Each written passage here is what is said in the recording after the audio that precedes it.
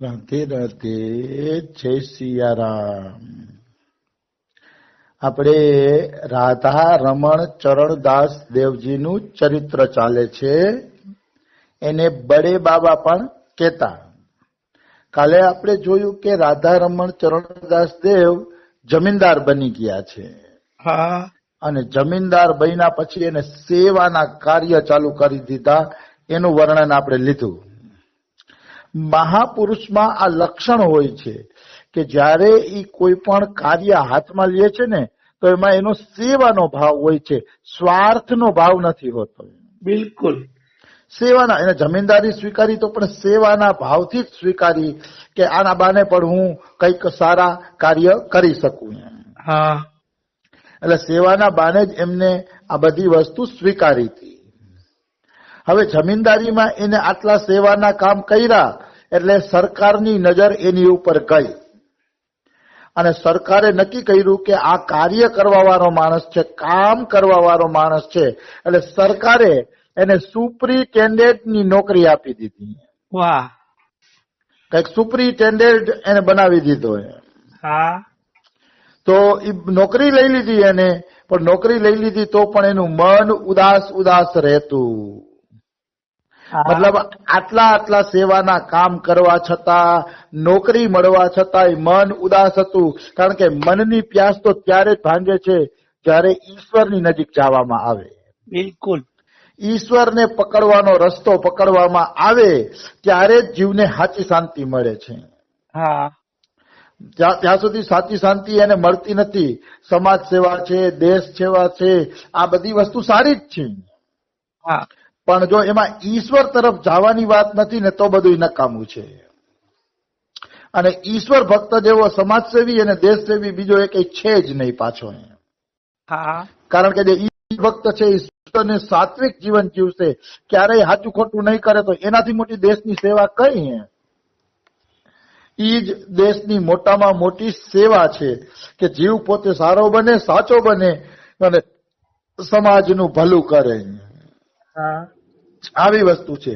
ઘણા મોટા દેશભક્ત અને સમાજ સેવક હોય એવું નથી, પણ એ સહી કરવાના પૈસા લેતા હોય. તો એના કરતા એક ભક્ત હારો, કારણ કે ભક્ત સેવા પણ કરશે અને અપેક્ષા પણ નહીં રાખે. અને પોતાનો સુધાર કરવો ને એનાથી મોટી દેશ સેવા અને સમાજ સેવા બીજી એકેય નથી. આ વાત એટલા માટે હું તમને કરું છું કે ઈશ્વર તરફ હાલે છે ને ઈ જ સાચો સમાજસેવી, દેશસેવી ને જે કયો ઈ છે. અને ઈશ્વર તરફ નથી હાલતો તો બાકીનું બધું નકામું છે. તો આમને મન ઉદાસ રહેવા માંડ્યું. નોકરી મળી ગઈ, સમાજ સેવાના કામ કરી લીધા, બધું કર્યું, પણ મન ઉદાસ રહે છે. હા. અને ત્યારે વારંવાર એક પદ ગાય છે, હે જીવ તું હરિનામ ક્યારે બોલીશ.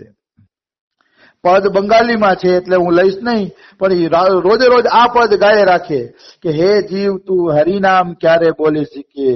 હરિનામ વગર તારા દિવસો જાય છે, તારા એક એક શ્વાસ જાય છે. કે એ શ્વાસને તું આમનામ બગાડી નાખીશ તો શું તું હરિનામ નહીં બોલ? ક્યારે તું હરિનામ બોલીશ? એવી રીતે એ પદ ગાય રાખે. અને જેમ જેમ આ પદ ગાય ને એમ એમ એનો વૈરાગ્ય વધતો જાય છે. જેમ જેમ પદ ગાતા જાય છે એમ એમ એનો વૈરાગ્ય છે ને એ વધતો જાય છે. કારણ કે ભજનથી વૈરાગ્ય વધે છે. મનુષ્ય જયારે ભજનના માર્ગમાં પગ મૂકે છે ને ત્યારે એનો વૈરાગ્ય વધે છે. હમણાં મેં જયદયાલ ગોયંકાનું એક સુંદર સૂત્ર વાંચ્યું કે જેને ખરેખર ભગવાનને મેળવી લેવાની પ્યાસ જાગી ગઈ છે, એના કપડા અને ખાનપાન આ બે સાદું થઈ જ જશે. આ બે સાદું થઈ ગયું તો માનવાનું કે ભક્તિ લાગી છે. આ જયદયાલ ગોયંકા કે છે ને હું સ્વીકારું છું. આજના જેટલા મોટા મોટા કથાકાર છે ને એટલા સુંદર કપડા પહેરીને આવતા હોય છે ને કે એના કપડા મને લાગે છે 2-3 હજારની જોડીના હશે. એવા પહેરીને આવતા હોય. ખરેખર કઉ છું દિલથી, હું તો જો કાયમ સંકોચ રાખતો નથી, રેકોર્ડ થતું હોય તોય, પણ એ કોઈને વૈરાગ્ય લાગ્યો જ નથી અને ભક્તિની કોઈને પ્યાસ જ નથી. પ્યાસ હતી ડોંગરેજી મહારાજને, ધોતી પહેરીને જ કથા કરતા, ઉપર ઝભોઈ નો પહેરતા ડોંગરેજી મહારાજ. બિલકુલ. એને કહેવાય કથાકાર અને એને કહેવાય કઈક ભગવાનને મેળવી લેવાની પ્યાસ. બાકી તો તમે હારા 2,000 ના ડ્રેસ પહેરીને આવો અને એ ઇસ્ત્રી ટાઈટ હોય, ઇસ્ત્રી વિખાતી ન હોય, એ કથાકારને હું કથાકાર માનતો જ નથી એમ. જયદયાલ બિલકુલ સાચું કહે છે, એના ખાવામાં ને પહેરવામાં સાદગી આવી જશે. હા હું તો ચોખ્ખું એટલે કહું, કારણ કે મારે સાચા માણસોને બચાવવા છે એટલે હું ચોખ્ખું કહું છું, કારણ મને કોઈનો ડર નથી. હું તમને વાત કરું, જયદયાલ ગોયંકા એકવાર મુંબઈ થી જાતા હતા બંગાળ બાજુ, બાંકુડા. હા બંગાળ બાજુ જાતા હતા તો એક ભાઈ આવ્યો રેલવે સ્ટેશનમાં અને એને પૂછ્યું કે જયદયાલ ગોયંકા આ જ ટ્રેનમાં બેસીને જાય છે બાંકુડા? તો કે હા જયદયાલજી આ ટ્રેનમાં છે. કે ક્યાં છે? તો કે જો આ બારી પાસે બેઠા. ઈ જોયું એને, આ જયદયાલ ગોયંકા. વળી ઉપર ગયો, ઉપર જઈને કે તમે જયદયાલ ગોયંકા? તો હા ભાઈ હું જ જયદયાલ ગોયંકા. વળી નીચે ઉતરીને પૂછીએ ખરેખર આ જયદયાલ ગોયંકા છે? કે મતલબ એટલા ધોતી જભાના સાદા વેશમાં હતા. ઓલાને તો એમ હતું કે ગીતા પ્રેસ હલવે છે. મને જયદયાલ ગોયંકાને બધા શેઠજી કહેતા. એને કે શેઠજી કહે છે તો કઈક શેઠ જેવા હશે. હા અને જોયું તો હાવ સાદા નીકળ્યા. ઓલાને વિશ્વાસ નતો આવતો અને જયદયાલજીને પૂછ્યું તમે ખરેખર જયદયાલ ગોયંકા છો? તો કે હા ભાઈ હું જ જયદયાલ ગોયંકા છું. વાહ વાહ. આનું નામ કહેવાય ભક્તિ. એટલે હું છાતી ઠોકીને ટકોર કરું કે આ બધા ખોટા છે, કારણ કે મેં સાચા સંતોના ચરિત્ર વાંચ્યા છે હા અને જોયું છે કે એનું જીવન કેવું હોય. અમારા બાબાને જુઓ તમે, હજારો માણસોની ત્યાંથી ધોતી જબાન આંતે આપે છે, દાન કરે છે, ભક્તોને જમાડે છે, પણ પોતે એક ધોતીમાં જ હોય છે. સત્સંગ કરવા આવે ને સાંજે તો એનું ઉપરનું ઓઢવાનું હોય ને તો નીચે જ પડેલું હોય. ધોતી પહેરીને સત્સંગ કરતા હોય રાત્રે. મતલબ જ નથી કઈ ખારા કપડા પહેરીએ કે આ પહેરીએ, કઈ મતલબ જ નથી એનાથી. સાધુ કોને કીએ? તો જયદયાલ ગોયંકાની બધા હવે સાદગીના વેશમાં રહેતા. હનુમાન પ્રસાદ પોદાર ને ઘણા ઓળખી ન હકતા. રાધા બાબા ને હનુમાન પ્રસાદ પોદાર માન લેતા કે આ સંન્યાસી છે ને આજ હનુમાન પ્રસાદ પોદાર હશે. હા એટલે બધા રાધા બાબા ને દંડવત કરે ને એટલે હનુમાન પ્રસાદ પોદાર ખુદ એમ કહી દો હા ઈ જ હનુમાન પ્રસાદ છે, કે દંડવત કરજો ને કઈ વાંધો નહીં. કે ઓળખાય નહીં, આનું નામ કહેવાય. એટલે હું ટકોર કરું છું કે જે લોકો ના ખાનપાન અને કપડામાં સાદગી નથી ને એને ભક્તિ આવી જ નથી. એ કપડા એવી રીતે પહેરે છે કે કઈક પબ્લિકમાં આકર્ષણ થાય. મોટા મોટા મહાપુરુષની વાત કરું છું, નાના નહીં, મોટા મોટા જેના વિડીયા ટીવીમાં અપલોડ થાય છે, યુટ્યુબમાં અપલોડ થાય છે, પણ મને એમ થાય છે કે આ બધા હાવ ખોટા ગાંડા થયા છે. એને ખબર જ નથી ખાતા સાધુ કોને કહેવાય. હા એને ખબર જ નથી. એટલે હું કોઈને નામ નથી દેતો. બાકી મોટા મોટા સાધુ કપડા જોવો તો અપ ટુ ડેટ હોય. બેકાર વાત છે. ગોપીઓ જયારે રાસલીલામાં નીકળી ને ત્યારે આંખનું કાજળ ગાલે ઘસીને નીકળી હતી. એને ખબર નહોતી કે અમે તૈયાર થઈને જાય કે ઓલી રીતે જાય. હા આવી વસ્તુ છે. અને ઓહો ભાઈ આ કથાકારો જે હોય ને પબ્લિક ને આકર્ષવા માટે ઘટના સ્ટન્ટ કાઢતા હોય, કોઈ નવા નવા વાત ના પૂછો. હા ગુસ્સો આવે છે મને આજ તો આવા ખોટા માણસો ઉપર. પણ કેવા સ્ટન્ટ કાઢે. એક ભાઈએ પ્રશ્ન પૂછ્યો એક કથાકારને કે તમે આટલા સુંદર કપડા શું કામ પહેરો છો? હા સંત તો સાદગીમાં હોવા જોઈએ. આટલા બધા તમારા ટીપટોપ ના કપડા કેવા આકર્ષણ કરવા? એને જવાબ આપી દીધો, સ્ટન્ટ કર્યું.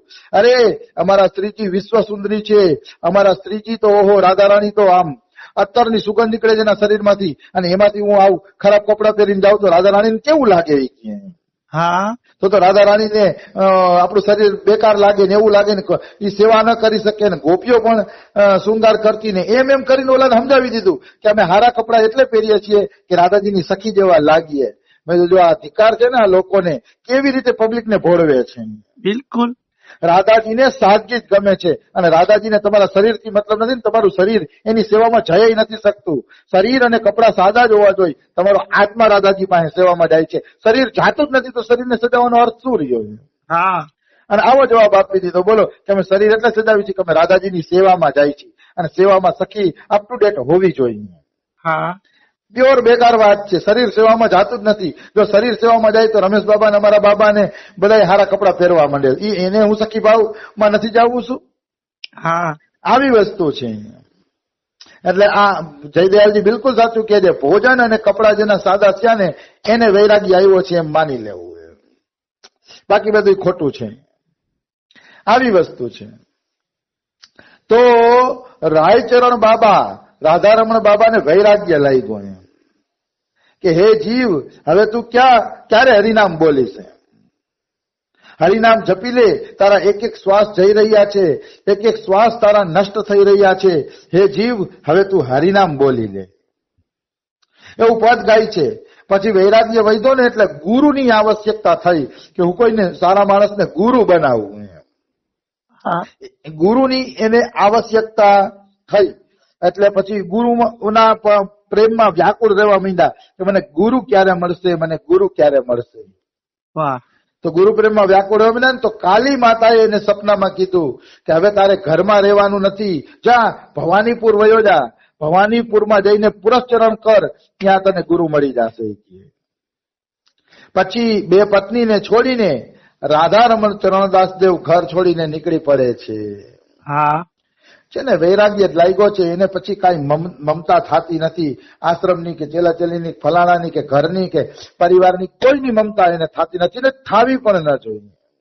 હા આ સંસાર એક ધોખો, સ્વાર્થની બાજી સિવાય આ સંસારમાં બીજું કઈ નથી. હા સેવા બધાની કરો, એમાં ના નહીં, પણ હા. પ્રેમ કોઈને ન કરો. અમારા બાબા એમ કહે પ્રેમ तुमने किया तो खतरनाक है, तो क्या પ્રેમ તો કેવલ ભગવાનને જ કરવાનો એમ. આવી વસ્તુ છે. એટલે ભવાનીપુર તરફ નીકળી પડે છે રાધારમણ